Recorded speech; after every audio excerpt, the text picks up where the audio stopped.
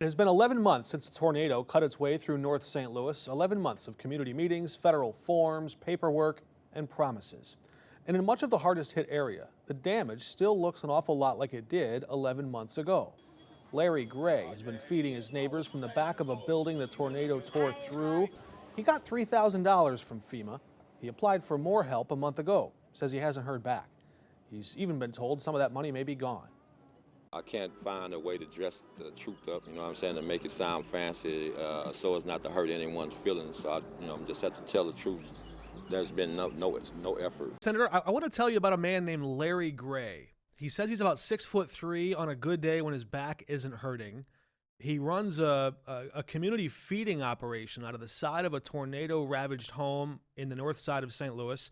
A man named Kevin from Baldwin drives over a couple times a week just to stock him up with homemade peanut butter and jelly sandwiches so that Larry can feed his neighbors. I wonder, what have you done specifically to make sure Larry Gray and people like him get help?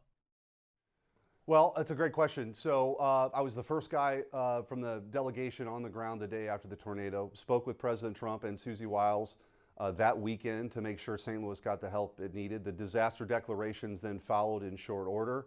And $200 million, Mark, has gone out the door from FEMA to the locals, right? And the state agreed to handle the cleanup with the Army Corps of Engineers, with the Corps of Engineers supervising that. And so those are dollars, about $50 million for the personal reimbursements, and then the bulk of that, another 150 for the public cleanup. So everything that's been asked for, we have delivered. As to this specific instance, I can't speak to that. That's probably a question for who's divvying out the money at the local level, but we certainly want to do everything we can to help Larry, to help anybody who was put out and lost their home and their lives torn apart by the tornado last year.